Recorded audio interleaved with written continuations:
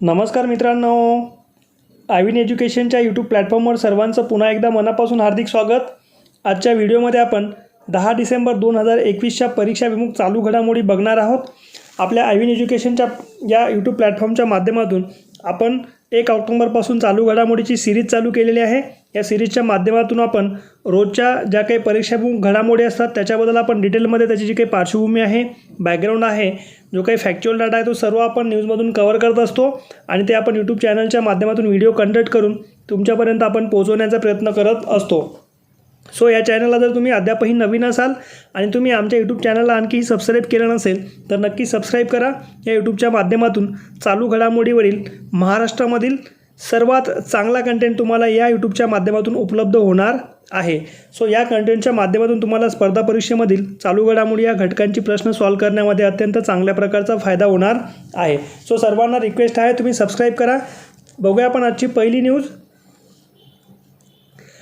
आजची पहिली न्यूज आहे राज्य मानवाधिकार आयोगाच्या अध्यक्षपदी के तातेडे यांची नियुक्ती। अत्यंत महत्त्वाची गोष्ट आहे। राष्ट्रीय स्तरावरती राष्ट्रीय मानवाधिकार आयोग असतो आणि तसंच त्याच धर्तीवरती प्रत्येक राज्यामध्ये राज्य मानवाधिकार आयोग असतो। त्याच धर्तीवरती महाराष्ट्र सरकारने राज्य मानवाधिकार आयोगाची स्थापना केली आणि या आयोगामध्ये प्रत्येक वर्षी म्हणजे या आयोगाचे जे काही अध्यक्ष आहेत ते मागच्या 4 वर्षापासून म्हणजे 2018 पासून या आयोगाच्या अध्यक्षपदावरती कोणत्याही व्यक्तीची निवड नव्हती। तसेच त्याच्यामध्ये जे काही विधी सदस्य आहेत त्यांची देखील नियुक्ती झालेली नव्हती। म्हणून मानवाधिकार घटनेच्या संदर्भातली किंवा मानवाधिकार उल्लंघनाच्या संदर्भात एखादी केस जर त्यांच्याकडे या आयोगाकडे दाखल झाली तर त्याच्यावरती न्याय निपटारा करणे किंवा त्या गोष्टीची उकल काढण्यामध्ये बऱ्याच प्रकारच्या अडीअडचणी येत होत्या। म्हणून वेगवेगळ्या लोकांनी याच्यामध्ये कोर्टामध्ये जनहित याचिका दाखल केल्या की राज्य मानवाधिकार आयोगाचे सदस्य असतील किंवा विधी सदस्य असतील यांच्या नियुक्त्या कराव्या म्हणून। सो याच पार्श्वभूमीवरती हे गोष्ट सर्व म्हणजे राज्य सरकारला कोर्टाकडून आदेश आले। कोर्टाने या सर्व गोष्टींचा विचार करून शेवटी राज्यपालांकडे अध्यक्षपदाचं जे काही नाव आहे त्यांची नियुक्ती केली आणि शेवटी के तातेडे यांची नियुक्ती राज्यपालांमार्फत करण्यात आलेली आहे। सो येणाऱ्या परीक्षेमध्ये राज्य मानवाधिकार आयोग अत्यंत महत्त्वाचा असणार आहे। राष्ट्रीय स्तरावरती 1993 मध्ये राष्ट्रीय मानवाधिकार आयोगाची स्थापना झाली होती आणि त्याच धर्तीवरती प्रत्येक राज्यांना आदेश देण्यात आले की तुम्ही तुमच्या राज्यामध्ये राज्य मानवाधिकार आयोगाची स्थापना करावी। सो त्याच धर्तीवरती महाराष्ट्रामध्ये आपण राज्य मानवाधिकार आयोगाची स्थापना केलेली होती। बघूया आपण डिटेलमध्ये। हे आहेत न्यायमूर्ती के तातेडे, त्यांचं नाव आहे कमल किशोर तातेडे। बघूया मुंबई उच्च न्यायालयाचे निवृत्त न्यायाधीश के तातेड यांची राज्य मानवाधिकार आयोगाच्या अध्यक्षपदी नियुक्ती करण्यात आलेली आहे। हे जे के तातेड आहेत यांची राज्य मानवाधिकार आयोगाच्या अध्यक्षपदी नियुक्ती झाली आणि हे मुंबई उच्च न्यायालयाचे माजी निवृत्त न्यायाधीश म्हणून हे कार्यरत होते।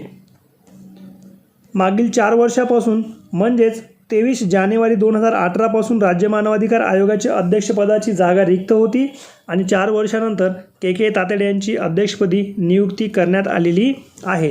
10 डिसेंबर या दिवशी राष्ट्रीय म्हणजे आंतरराष्ट्रीय मानवाधिकार दिवस असतो किंवा मानवी हक्क दिवस असतो आणि याच मानवी हक्क दिवसाचं औचित्य साधून मुंबई उच्च न्यायालयाने 10 डिसेंबर या दिवशी तरी राज्य मानवाधिकार आयोगाला अध्यक्षपद मिळावा अशी अपेक्षा व्यक्त केलेली होती आणि त्यांनी राज्य सरकारला देखील हे कळवलेलं होतं। सो 10 डिसेंबर म्हणजे आजपासूनच हे अध्यक्षपद स्वीकारलेलं आहे। राज्य मानवाधिकार आयोगाचे अध्यक्ष तसेच प्रशासकीय सदस्यपद व न्यायिक सदस्यपद रिक्त असल्याने 28 एप्रिल 2021 पासून आयोगासमोरील सुनावणीचे कामकाज ठप्प झालेले होते। म्हणजे ह्या राज्य मानवाधिकार आयोगासंदर्भात एखाद्या मानवी हक्कासंदर्भातली जर एखादी केस दाखल झाली तर त्या गोष्टीचा न्याय निपटारा करेपर्यंत त्यांना न्याय निपटारा करण्यामध्ये किंवा उकल करण्यामध्ये बऱ्याच अडीअडचणी होत्या। कारण अध्यक्षपद रिकामं होतं, सदस्यपद नव्हती, न्यायिक सदस्यपद नव्हती, म्हणून हे कामकाज पूर्ण ठप्प झालेलं होतं। त्यामुळे वरील नियुक्तीसाठी वैष्णवी घोळवे या व्यक्तिमत्वाने किंवा या महिलेने ॲडव्होकेट विनोद सांगवीकर व यशोदीप देशमुख यांच्यामार्फत जनहित याचिका दाखल केलेली होती। अत्यंत महत्त्वाचा स्टेटमेंट आहे। वैष्णवी घोळे ही जी महिला आहे या महिलेने कोर्टामध्ये किंवा मुंबई हायकोर्टामध्ये जनहित याचिका त्यांनी दाखल केलेली होती आणि याच जनहित याचिकेचा आधार घेऊन राज्य सरकारला हायकोर्टाने सुनावणी केलेली होती की तुम्ही कमीत कमी 10 डिसेंबरला तरी राज्य मानवी आयोगाचे अध्यक्षाची नियुक्ती करावी. सो या संदर्भात अनेकदा निर्देश देऊनही नियुक्त्या न झाल्याने मुख्य न्यायमूर्ती दीपांकर दत्ता यांच्या नेतृत्वाखालील खंडपीठाने राज्य सरकारला सुनावले होते. ज्या काही मुंबईच्या हायकोर्टाच्या ज्या काही मुख्य न्यायमूर्ती दीपांकर दत्ता यांनी वारंवार निर्देश देऊन देखील ह्या राज्य मानवी आयोगाच्या अध्यक्षपदाची नियुक्ती झालेली नव्हती. शेवटी दीपांकर दत्ता यांच्या नेतृत्वाखालील खंडपीठाने राज्य सरकारला नोटीस पाठवलेली होती किंवा त्यांना हे खडसावलेलं होतं. यामुळे राज्याचे मुख्यमंत्री उद्धव ठाकरे यांनी के तातेड यांच्या नावाची शिफारस राज्यपालांकडे केलेली होती आणि राज्यपालांनी अखेर त्यावर सही करत राज्य मानवाधिकार आयोगाच्या अध्यक्षपदी तातेड यांची नियुक्ती केलेली आहे. राज्यपालांनी त्याच्यावरती 9/12/2021ला म्हणजे त्या नोटीसवरती किंवा शिफारस पत्रावरती सही केली आणि शेवटी महाराष्ट्र राज्याच्या राज्य मानवाधिकार आयोगाच्या अध्यक्षपदी के तातेड जे की मुंबई उच्च न्यायालयाचे माजी न्यायाधीश आहेत त्यांची अखेर नियुक्ती झालेली आहे. सो अत्यंत महत्त्वाची ही गोष्ट आहे. येणाऱ्या परीक्षेमध्ये याच्यावरती प्रश्न आपल्याला येऊ शकतो. के तातेड यांच्याबद्दल बघा, त्यांचं पूर्ण नाव आहे कमल किशोर कपूर चंदजी तातेड. हे मराठवाड्यामधील बुलढाणा जिल्ह्यामधील लोणार तालुक्यामधील हे व्यक्तिमत्व आहे. बुलढाणा जिल्ह्यातील लोणार तालुक्यामधील किनगाव जेतू या ठिकाणी यांचा जन्म 19 सप्टेंबर 1959ला झाला होता. सो एका महाराष्ट्रीयन व्यक्तिमत्वाची किंवा मराठवाड्यामधल्या व्यक्तिमत्वाची राज्य मानवाधिकार आयोगाच्या अध्यक्षपदी निवड झालेली आहे. त्यांनी BCom केलं लाला लजपतराय कॉलेज मुंबईमधून आणि LLB केलं शासकीय विधी महाविद्यालय मुंबई. तसेच ते मुंबई उच्च न्यायालयाचे माजी न्यायाधीश म्हणून त्यांनी म्हणजे कार्यरत होते किंवा मुंबई उच्च न्यायालयाचे न्यायाधीश म्हणून ते कार्यरत होते. आणि राज्य मानवाधिकार आयोग असेल किंवा राष्ट्रीय मानवाधिकार आयोग असेल त्याच्या अध्यक्षपदी एखाद्या माजी न्यायमूर्तीचीच निवड केली जाते. सो या मुंबई उच्च न्यायालयाच्या माजी न्यायमूर्तीची निवड महाराष्ट्र राज्याच्या राज्य मानवाधिकार आयोगाच्या अध्यक्षपदी केलेली आहे. आणि हे जे के तातेड आहेत हे महाराष्ट्रामधील बुलढाणा जिल्ह्यामधील एक व्यक्तिमत्व आहे. सो याच्यावरती येणाऱ्या परीक्षेमध्ये आपल्याला प्रश्न येऊ शकतो, कारण राज्य मानवी अधिकार जो आहे किंवा राज्य मानवी अधिकार जो आहे तो ह्याच्यावरती मागील 4 वर्षापासून हे अध्यक्षपद रिकामं होतं. महाराष्ट्र राज्य मानवी अधिकार आयोग बघा, राज्य मानवाधिकार आयोगाची स्थापना 6 मार्च 2021ला झाली. म्हणजेच राष्ट्रीय स्तरावरती जे काही राष्ट्रीय मानवी अधिकार आयोग आहे किंवा मानवाधिकार आयोग आहे त्याच धर्तीच्या बेसवरती महाराष्ट्र राज्याने मार्च 2001मध्ये राज्य मानवाधिकार आयोगाची स्थापना केली.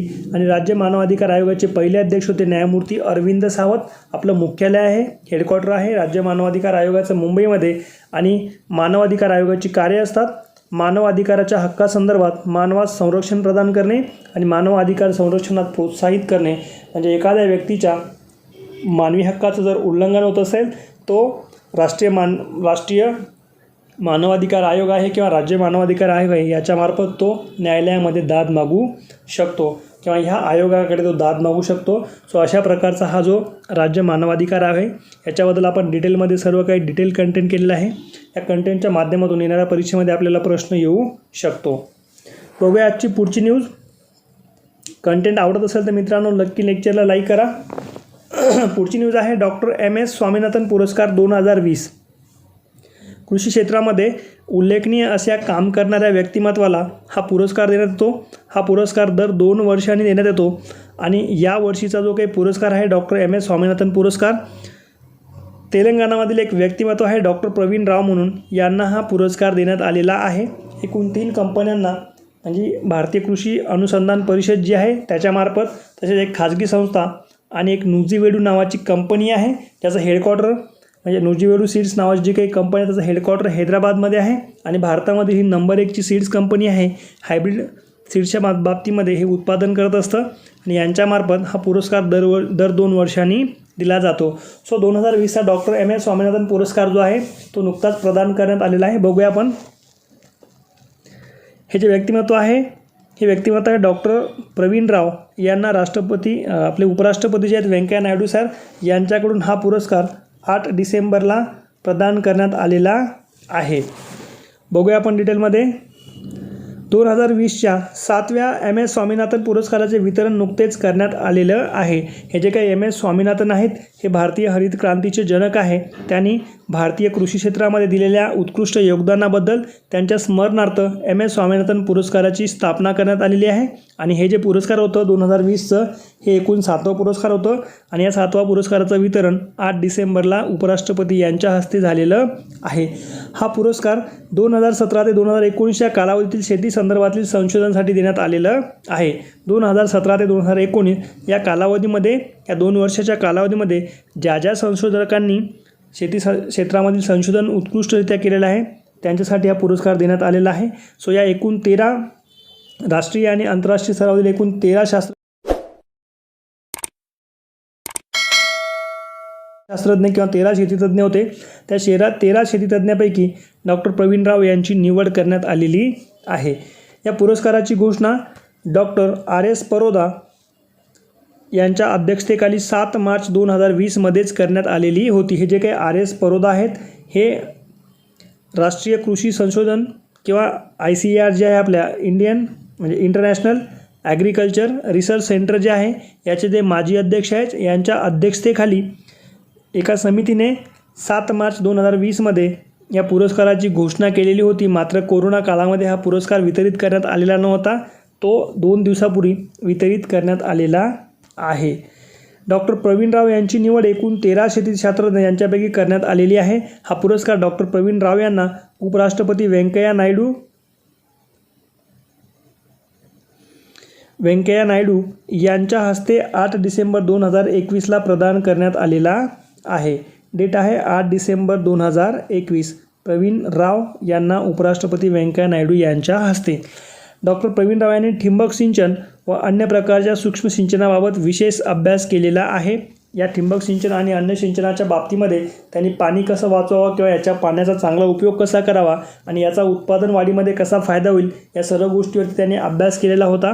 आणि याच गोष्टीचा संदर्भ घेऊन यांना हा पुरस्कार देण्यात आलेला आहे. त्यांनी 5 वर्ष इस्रायलमधील सिंचन प्रकल्पावरती काम केलेलं आहे.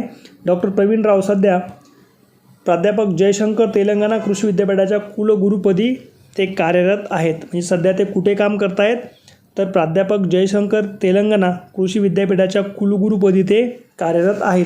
डॉक्टर प्रवीण राव यांनी आत्तापर्यंत 198 सूक्ष्म सिंचन प्रकल्पांना मार्गदर्शन केले आहे. त्यापैकी 13 प्रकल्प मोठ्या तत्वावरील होते. तसेच डॉक्टर प्रवीण राव हे कृषी तज्ज्ञांच्या एकंदर 14 विविध अभ्यास संस्थांचे सदस्य ते आहेत.